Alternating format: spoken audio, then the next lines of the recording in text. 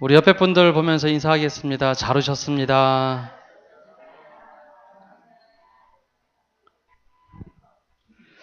네, 지난주에 말씀 잠깐 보고 함께 또 사도행전 말씀으로 들어가겠습니다. 이스라엘 백성의 삶을 들여다보면 자신들의 죄로 인하여 결국 심판을 받게 되는 선택을 하게 됩니다. 하나님께서 떠나시겠다 하셨던 음성을 듣고도 그들은 각기 제 길로 가는 패착을 하게 되죠. 하나님께 택함을 받은 민족이라는 선민사상은 있지만 하나님과 동행하는 것을 저버린 민족이었습니다. 히스기야 왕은 하나님께 간절히 기도하며 생명 연장을 받았던 사람이지만 이사야의 경고에 대하여 그가 대답한 말은 이스라엘 백성의 믿음의 현주소를 보여주는 대표적인 사건이었죠. 이사야 39장 6절에서 8절 말씀을 보면 보라 날이 이르리니 내 집에 있는 모든 소유와 내 조상들이 오늘까지 쌓아둔 것이 모두 바벨론으로 옮긴 바 되고 남을 것이 없으리라 여호와의 말이니라. 또 내게서 태어날 자손 중에서 몇 사람이 사로잡혀 바벨론 왕궁의 환관이 되리라 하셨나이다 하니 히스기야가 이사야에게 이르되 당신이 이른 바 여호와의 말씀이 좋소이다 하고 또 이르되 내 생전에는 평안과 견고함이 있으리로다 하니라. 이게 아멘 하시면 안 되는 말씀인데요. 히스기야 선지자는 이사야의 예언을 듣고 나서 그 말씀 참 좋은 말씀입니다. 공감을 합니다. 공감을 하는 것과 믿는다는 것이 다른데요. 하나님의 말씀에 대한 심판 이야기를 할 때 히스기야는 말합니다. 주님의 말씀 참 좋은 말씀이죠. 그러나 내 때 심판이 이르지 아니하고 평안이 있으니 괜찮다라는 말을 합니다. 내 때만 아니면 된다라는 거죠. 이스라엘 백성들이 망하게 된 이유 중에 하나가 바로 말씀에 대한 이런 태도 때문이었습니다. 하나님께서 떠나시겠다 말씀하셔도 내 때 아니면 된다라는 태도를 보였기 때문이죠. 결과적으로 이스라엘은 철저하게 망하게 됩니다. 북이스라엘은 아수르에게 남유다는 바벨론에게 망하여 포로로 끌려갑니다. 그들은 출애굽 시대부터 늘 이렇게 노래를 불렀습니다. 여호와는 자비롭고 은혜롭고 노하기를 더디하시고 인자와 진실이 많은 하나님이로라. 하나님 자비롭고 은혜로우신 분이니까 괜찮겠지. 우리가 이렇게 해도 괜찮겠지. 자비를 구했지만 돌이킴 없이 끝내 자기로 길로 갔던 사람들이 이스라엘 백성입니다. 모든 것이 망하여 더 이상 소망이 없고 희망이 없다라고 기억되던 시대에 스스로 포기했던 시대에 이사야 선지자를 통해 예언됐던 말씀을 기억하게 됩니다. 스스로 하나님을 저버린 백성에게 하나님은 말씀하십니다. 내 백성아, 내 백성아. 스스로 하나님을 버린 백성이었습니다. 그런데 하나님은 그들을 잊지 않으시고 기억하십니다. 이스라엘 백성은 하나님을 잊을지언정 하나님은 그들을 잊지 않으셨습니다. 그래서 내 백성아 부르시면서 이사야를 통하여 예언하라 말씀하셨죠. 위로하라 위로하라 내 백성을 위로하라. 마음이 닿도록 그들이 위로를 받을 때까지 위로하라 라고 말씀하십니다. 그때 노역의 때가 끝났고 그 죄악이 사함을 받았다라고 선포하라 했습니다. 너희가 택한 죄로 인해서 받았던 노역의 때가 반드시 끝날 것이고 죄악이 죄 사함을 받았다라는 말씀을 선포하라 말씀합니다. 지금 이루어진 것이 아니라 이루어질 것인데 그때 반드시 끝나겠다라는 말씀을 하시죠. 이 말씀을 읽었던 이스라엘 백성은 포로기에 즉 나라가 다 패망했을 때 이 말씀을 받아들게 됩니다. 우리 스스로 생각하기에는 소망이 없다고 생각하는 그 시대에 그들이 소망을 발견하는 말씀이었죠. 그들이 해야 할 일은 광야에서 여호와의 길을 예비하라라는 말씀입니다. 즉 너희가 스스로 광야로 나가라. 광야에서 오직 하나님만 만나야 하나님만 인도하셔야 살아갈 그 광야로 스스로 나가서 여호와의 길을 예비하라라고 하나님께서는 예언하라 말씀하셨습니다. 하나님만 의지하는 광야로 나가서 길이 없는 곳에서 여호와의 길을 예비하라. 하나님께서 하실 일을 기대하고 준비하라라고 말씀하십니다. 하나님께서 직접 하시는 것을 준비하고 보라는 것이죠. 그 방법은 낮아진 마음, 즉 낮은 협곡들이 다 들어 올려질 것이고 산과 언덕들이 낮아진다. 즉 교만한 마음을 다 끄집어 내리시고 고르지 아니한 것, 즉 울퉁불퉁한 마음은 평탄하게 하고 왜곡되고 굴곡진 험한 험지는 평지가 되리라. 즉 우리의 마음을 위로하시되 그렇게 낮은 자와 높은 자 그리고 교만한 마음, 울퉁불퉁한 모든 것을 평탄하게 하시겠다 예언하셨습니다. 이것을 너희 스스로 하는 것이 아니라 바로 하나님의 말씀을 붙잡을 때, 영원한 하나님의 말씀을 붙잡을 때 이 일이 이루어지리라 라고 예언했죠. 사람은 유한한 존재이고 또한 모든 흥망성쇠도 하나님께 달려 있으니 우리가 된다 안 된다 판단하지 말라라고 말씀하고 계십니다. 주의 영원하신 말씀에 따라 위로가 되고 회복이 되는 역사를 만드시겠다. 그런 의미에서 내 백성을 위로하라 선포하셨습니다. 우리가 상황을 판단하고 스스로 안 된다가 아니라 오직 주님의 말씀에 힘입어서 우리가 서로 주님의 백성을 위로할 때 하나님께서 우리 교회 가운데 또 회복의 역사가 온전히 이루어지기를 간절히 바랍니다. 오늘은 사도행전 말씀 계속 이어서 함께 말씀을 나누고자 합니다. 지난주까지 성령의 임재함 그리고 난 곳 방언으로 복음을 전했던 일 또 베드로의 설교 내용까지 말씀을 보았습니다. 오늘은 선포된 하나님의 말씀에 대한 반응으로 초대교회가 시작되는 과정의 모습을 한번 보고자 합니다. 37절에서 42절 말씀은 아주 짧은 말씀입니다. 그러나 이 속에 우리가 말씀을 어떻게 이해해야 하는가를 보여주고 있습니다. 하나님의 말씀은 분명히 힘이 있고 권능이 있습니다. 그 말씀이 들어가면 변하지 않을 것 같은 사람도 변화가 된다라는 것을 우리는 다 믿고 살아갑니다. 그러나 하나님의 말씀이 사람들에게 선포되었을 때 그 말씀을 들으면 늘 결과가 좋게 나타나느냐? 사실은 좋을 때도 있지만 아닐 때도 있다라는 것입니다. 말씀을 듣는 사람에 따라서 말씀의 결과가 다르게 나타납니다. 물론 모든 것을 다 하나님께서 하시는 일입니다. 그러나 하나님께서 하시는 일을 사람이 굳고 막고 거부하면 하나님은 아주 독특한 방법으로 그 사건에 대해서 제한을 받으시기도 한다라는 것입니다. 모든 것이 다 하나님의 섭리로 이루어지고 은혜로 이루어지지만 사람이 그것을 반대하고 막을 때는 하나님께서 제한받으신다라는 것이죠.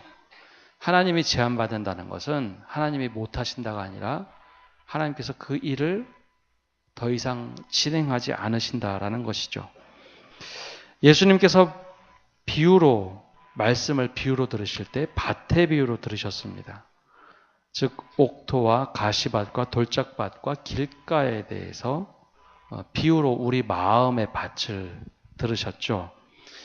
일반적으로 네 가지 비유의 마음밭으로 이야기하신 것은 사람마다 그 마음밭에 따라서 열매가 맺어진다. 바로 천국의 비유를 들으셨습니다.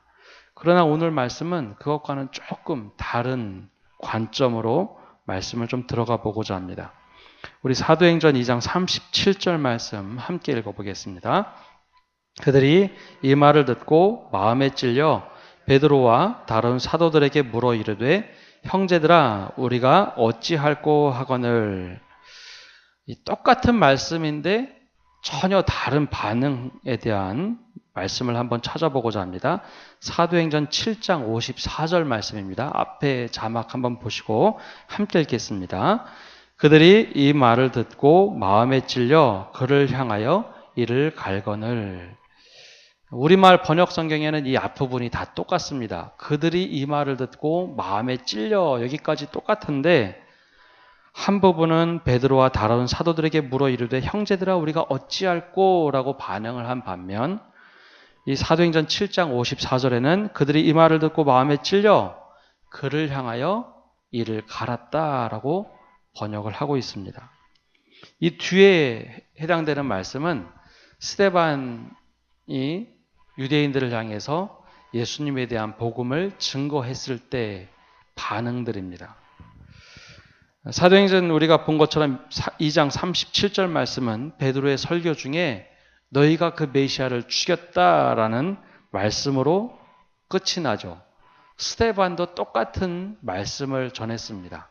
스데반이 조금 달랐던 것은 오히려 더 역사를 거슬러 올라가서 장황하게 너희들이 선지자들에게 어떻게 했는지 쭉 설명을 하다가 너희가 그 메시아를 죽였다라는 설교로 마무리하게 됩니다. 똑같은 복음의 내용인데 반응이 전혀 다르게 나타났다는 것이죠. 그들의 동일한 것은 하나님의 말씀에 대해서 마음이 찔려했다라는 겁니다. 하나님에 대한 말씀에 찔림이 있었다. 하나는 떨림과 두려움으로 나타난 반면에 다른 부류는 분노나 화가 났다라고 말씀하고 있습니다. 여기에 전제 조건은 하나님의 말씀이 선포되었을 때 마음에 찔렸다라는 것이죠. 즉 마음에 분명한 반응이 있었다라는 이야기입니다. 마음에 찔림이 있었다라는 또 다른 표현은 히브리서 기자가 말하는 것에 나옵니다. 히브리서 4장 12절과 13절의 말씀을 보면 우리가 함께 읽어보겠습니다.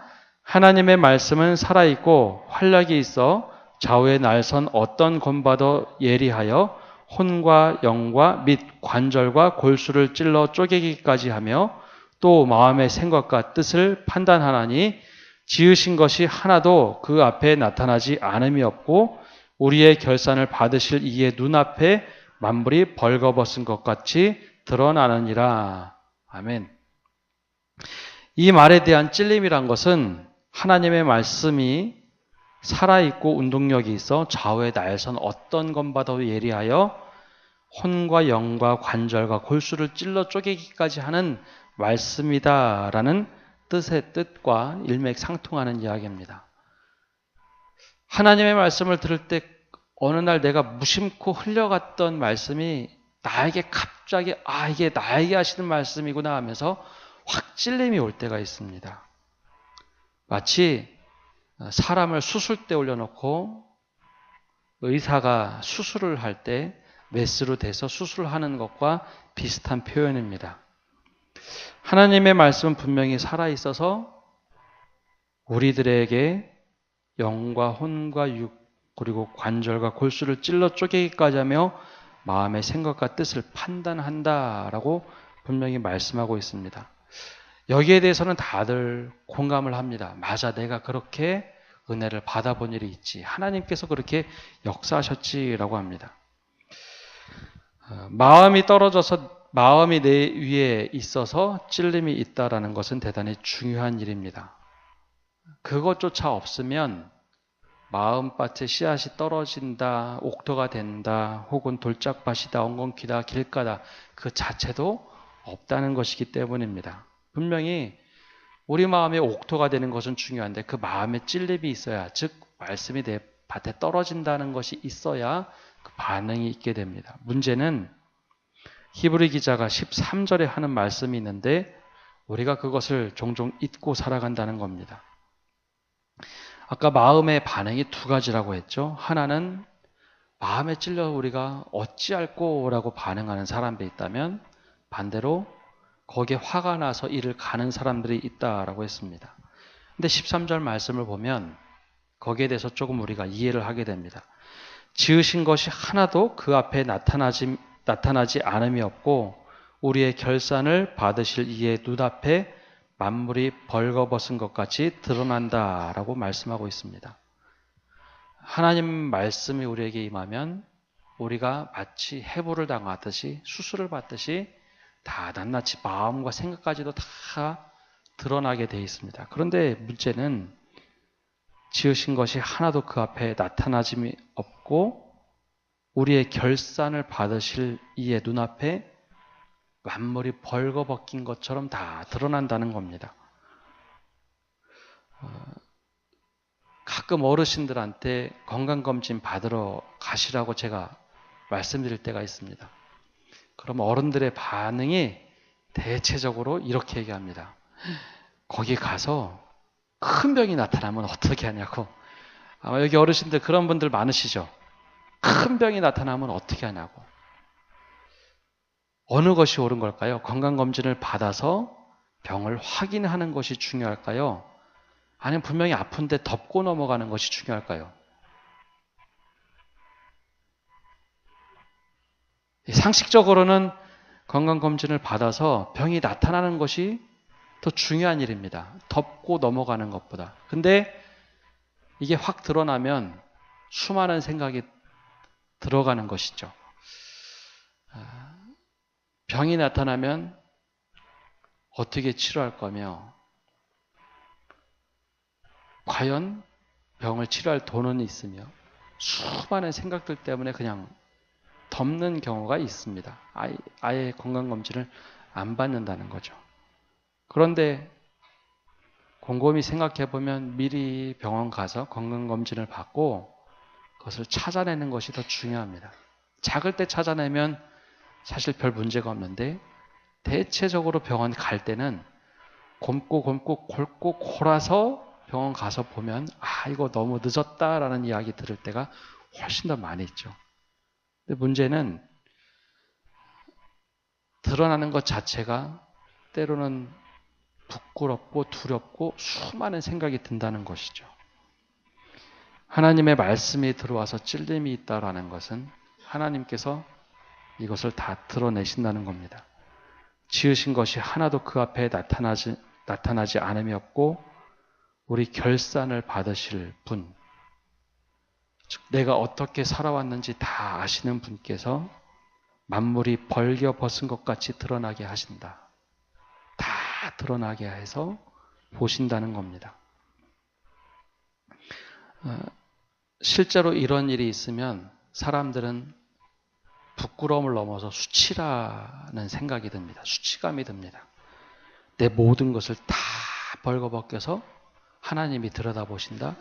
이것은 수치스러운 마음입니다. 말씀이 들어와서 우리에게 반응한다는 것, 찔림이 있다는 것은 이 두 가지 마음이 드는 것이죠. 수치스럽고 두렵지만 그럼에도 불구하고 나의 죄값의 결산, 하나님 앞에 두려움에 대해서 응답하고 나가는 사람에게는 바로 그 모습이 형제들아 우리가 어찌할꼬 하면서 나아가는 모습을 이야기합니다. 하나님의 말씀이 막 움직여서 내 마음에 찔리기 시작하니, 즉 정확하게 번역하면 마음에 찔려 관통함을 받았다라는 표현인데요. 그 말씀을 듣고 내가 어찌할꼬, 내가 어떻게 할 바를 모르겠습니다. 마치 수술대 올라가서 수술을 받는 사람의 심정으로 나에게 어찌할꼬 하면서 이야기하는 사람들이 바로 그 사람들입니다. 창피함도 있고 두려움도 있지만 거기에 반응하는 것이죠. 그런데 반대로 스데반의 설교를 들었던 유대인들은 똑같이 이 말씀을 듣고 마음에 찔려 그를 향하여 이를 갈았다라고 했습니다. 이때 마음에 찔렸다라는 표현은 조금 더 다른 표현입니다. 조각조각 톱질했다라는 표현입니다. 참 무섭죠? 말씀이 너무 세게 확 들어가니까 그 사람들의 마음이 다 조각조각 톱질나서 막 무너져 버렸다는 겁니다. 그렇게 본인들의 마음이 드러나 버린 겁니다. 그러니 그 사람들의 반응은 정반대로 나타났습니다. 수치스럽고 부끄러워서 화가 났다는 겁니다. 내 속에 부끄러운 것, 숨기고 싶은 것이 확 드러나면 수치심에 하나님의 말씀조차 혹은 복음조차 거부하며 마음의 문을 닫는다라는 것이죠. 자신을 보호하기 위해서 본능으로 닫아버리는 겁니다. 수치감이 오면 사람들은 숨기게 돼 있습니다. 반대의 모습이 오늘 말씀에 등장을 하죠. 우리는 하나님을 믿는다고 다 전제를 하기에 하나님의 말씀이 들어오면 다 받는다고 생각하시고 일반적으로는 내가 옥토인지 아니면 내가 엉겅퀴가 있는 가시덤불인지 아니면 돌짝밭인지 아니면 길가인지 그것만 생각하시는데 아니요, 이 말씀은 그것과는 결이 다른 이야기입니다. 그 말씀이 들어올 때 때로는 우리가 그 말씀을 거부하는 경우가 있다라는 것이죠. 차라리 이 찔림에 대해서 내가 어찌할꼬 하는 사람들은 변화가 가능한 사람들입니다. 반대로 찔림에 대해서 구약 성경 표현대로 마음이 오히려 강팍해진다면 그것만큼은 내가 스스로 하나님 앞에 내가 왜 이 말씀에 분노하는가? 나는 왜 이 말씀에 대해서 반응하지 못하고 이런 마음이 드는가 한번 곰곰이 생각해 봐야 합니다. 분명히 이유가 있습니다. 근데 그것은 내 마음 안에 스스로를 들여다보아야 합니다. 왜 나는 이 말씀에 대해서 이렇게 반응하는가? 똑같은 말씀을 들어도 똑같은 자리에서 동일한 시간에 말씀을 들어도 내가 반응하는 말씀이 있고 반응하지 못하는 말씀이 있고 때로는 이것에 대해서 수치감이 와서 확 물리치는 경우도 있죠.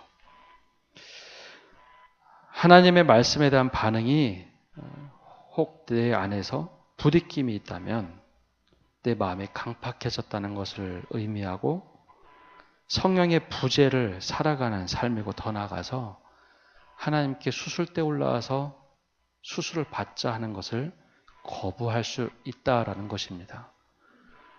살아가면서 이런 경우들이 몇 번 정도 찾아옵니다. 늘 찾아오지 않습니다.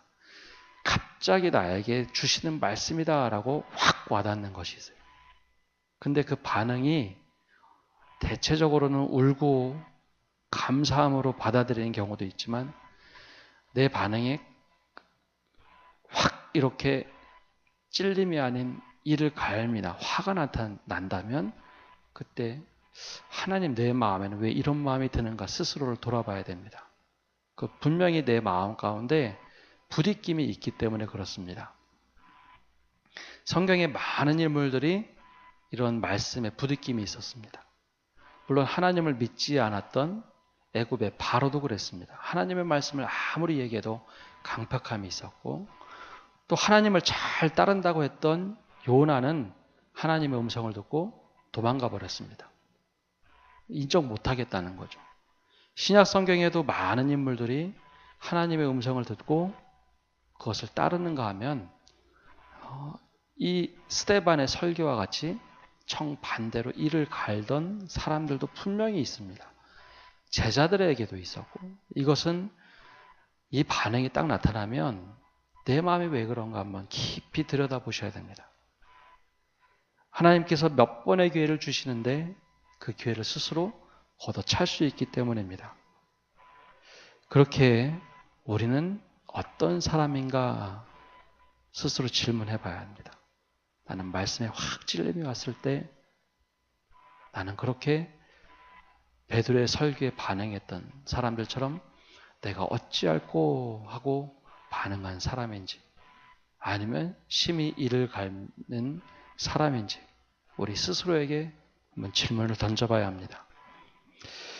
형제들아 어찌할꼬 하는 반응하는 사람들에 대하여 베드로가 이렇게 말합니다. 39절과 이 38절 39절 말씀 함께 읽어보겠습니다. 베드로가 이르되 너희가 회개하여 각각 예수 그리스도의 이름으로 세례를 받고 죄 사함을 받으라. 그리하면 성령의 선물을 받으리니 이 약속은 너희와 너희 자녀와 모든 먼데 사람 곧 주 우리 하나님이 얼마든지 부르시는 자들에게 하신 것이라 하고. 아멘. 우리가 어찌할꼬라고 했던 사람들에게 하나님이 얼마든지 부르시는 자들에게 하신 약속이다라고 했던 네 가지 이야기는 너희가 회개하라. 두 번째는 예수 그리스도의 이름으로 세례를 받고 세 번째는 죄 사함을 받으라. 그리고 네 번째는 성령의 선물을 받으라 라고 말씀하고 있습니다. 여기 회개라는 단어, 이 메타노이에라는 단어인데요. 한자로 회개라는 단어를 참 잘 번역했습니다. 저는 예전에 성경 번역한 분들이 얼마나 단어를 찾을 때 고심했는가라는 생각을 하게 되는데, 이 회개라는 단어가 뉘우칠 회자에 돌이킬 개자를 썼습니다. 원어를 아주 정확하게 번역을 했는데요. 저 개인적으로 목회를 하면서 눈물을 흘리면서 기도하면서 뉘우치는 기도에 대해서 저는 회개라고 생각을 하지 않습니다. 그거는 뉘우치기만 하기 때문이죠. 우리가 잘못 이해하는 것은 회개에 있어서 회만 한다는 겁니다. 하나님, 이거 제가 잘못했습니다. 뉘우치기만 한다는 것이죠. 메타노이에라는 단어의 정확한 뜻은 뉘우치고 돌이킨다라는 행동이 수반되는 단어입니다. 우리나라 번역할 때 회개라는 단어를 아주 잘 번역했습니다. 뉘우치고 내 삶을 돌이켜야 회개입니다. 근데 우리가 감정적인 우리 민족의 특성상 잘못을 깨달으면 막 울고불고 기도를 합니다. 근데 정작 중요한 행동은 바꾸지 않고 뉘우치기만 한다라는 것이죠. 눈물로 잘못을 뉘우치면 반쯤 회개한 겁니다. 그것을 회개라고 할 수 없습니다. 내 행동이 바뀌어야 회개라는 단어가 정말 맞는 단어입니다. 그래서 교회를 다니지 않는 사람들이 교회를 향해서 비판할 때 이 얘기를 많이 합니다. 교회 가서 울고불고 회개하고 또 나와서 똑같이 한다. 주일에 가서 열심히 기도하고 힘 얻어서 똑같이 다시 범죄한다라는 이야기를 합니다.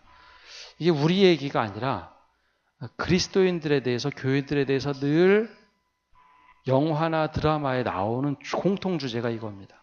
교회 가서 열심히 기도하고 뉘우치고 다시 와서 힘을 내서 똑같은 범죄를 또 저지른다는 것이죠.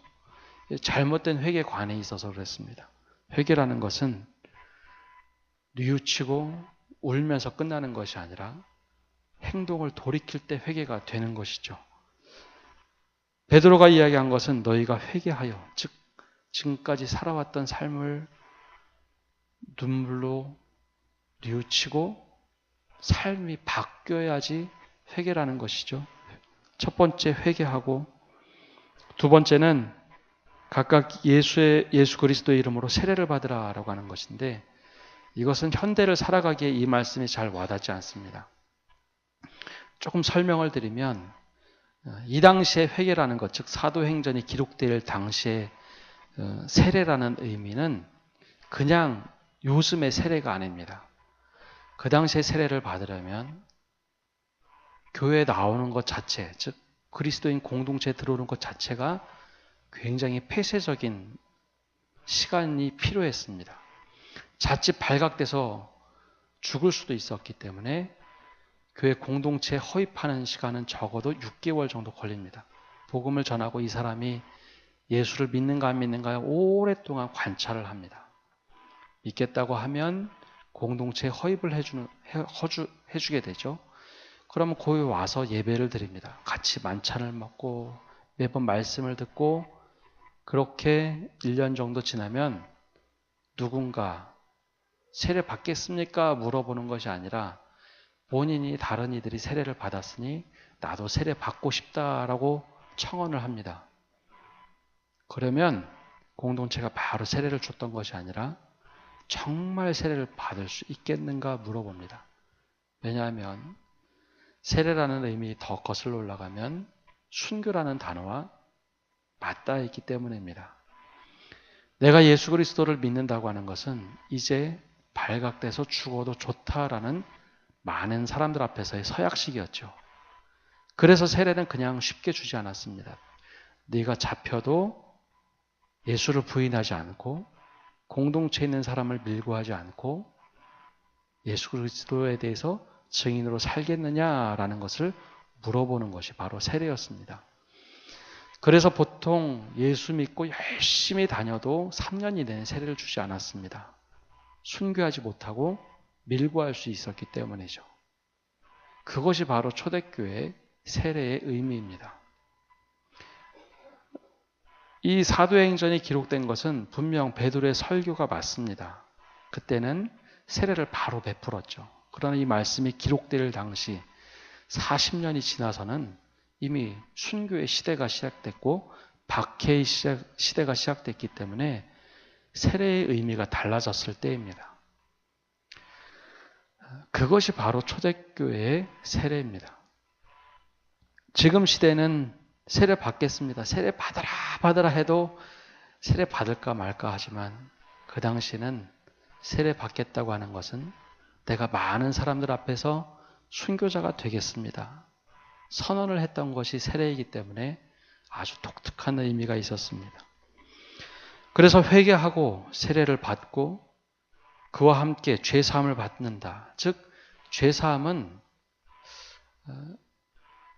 죄값을 치르는 개념과 다른 겁니다. 우리가 범죄하게 되면 감옥에 가서 죄값을 치르죠. 그러면 죄값을 치렀기 때문에 죄사함을 받았을까라는 겁니다.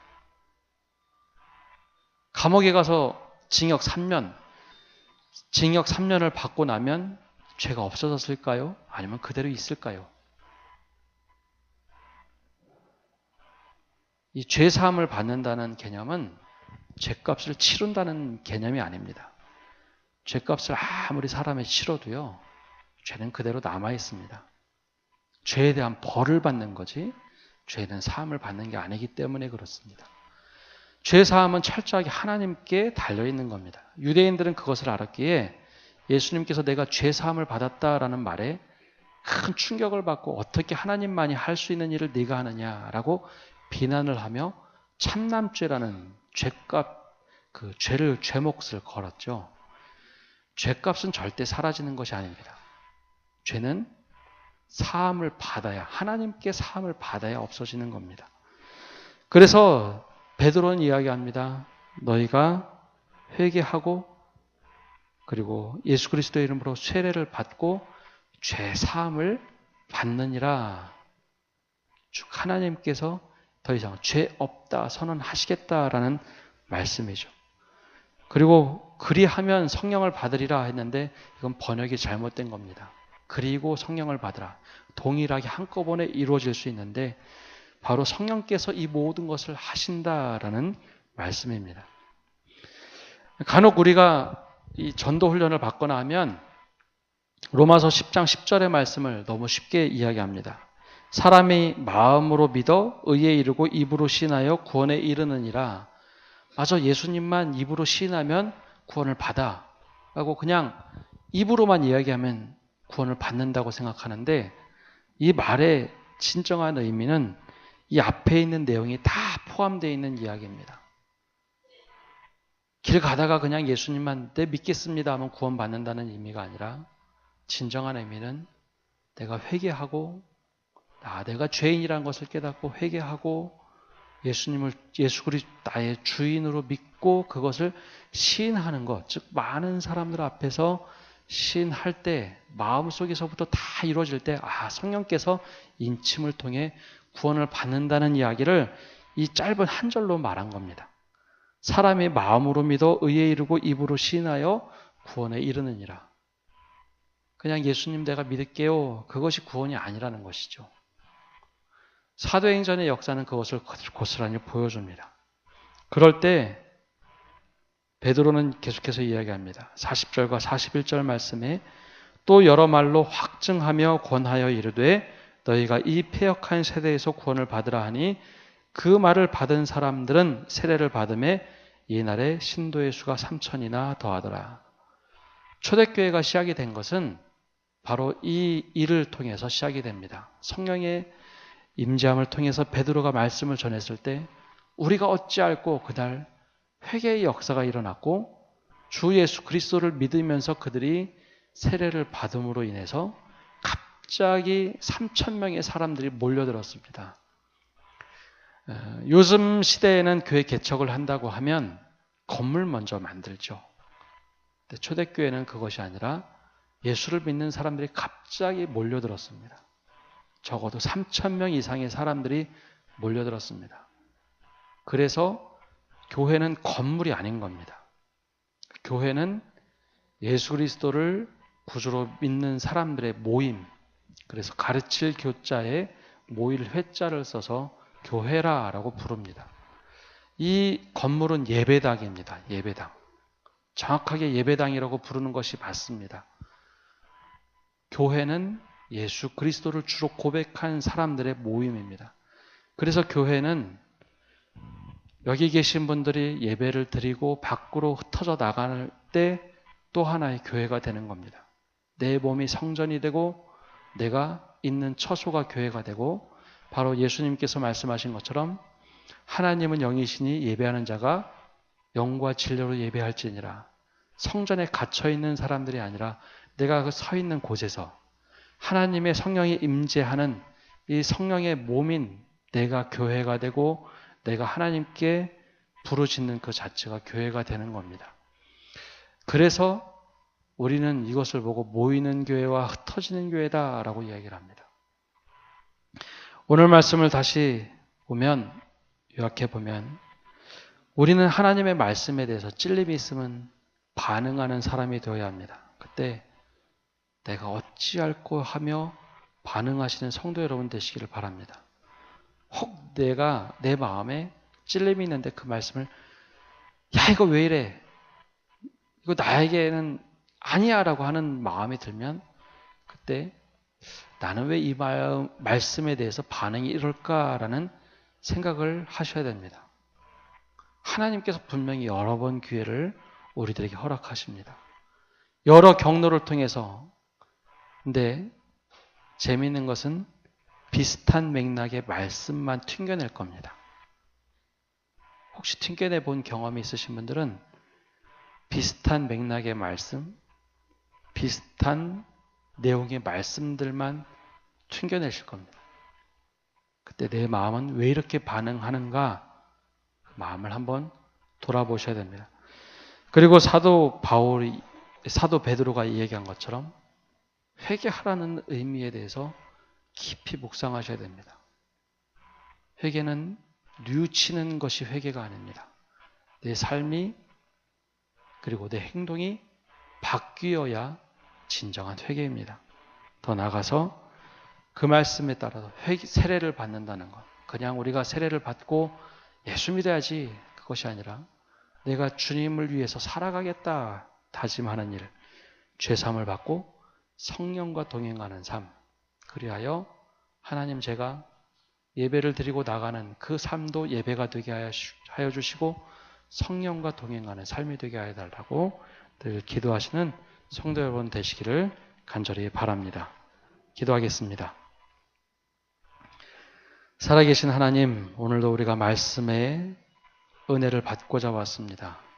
행여 우리 마음 가운데 하나님의 말씀이 선포되어져서 내 마음에 찔림이 있을 때 하나님 우리가 초대교회 첫 성도가 되었던 사람들의 반응처럼 내가 어찌할꼬 하며 회개의 자리로 나오게 하여 주시고 하나님 성령의 세례의 자리로 나오게 하여 주시고 하나님 우리가 죄사함을 받게 하여 주시고 더 나아가서 성령과 동행하는 자리로 살아가도록 은혜 내려 주시옵소서. 우리 마음 가운데 하나님의 말씀이 선포되어질 때 아예 반응이 없는 사람이 아니라 반응을 하되 내가 어찌할까 하며 온전한 반응을 하는 사람, 옥토가 되어지는 저희가 되게 하여 주시옵소서. 예수님의 이름으로 기도합니다. 아멘.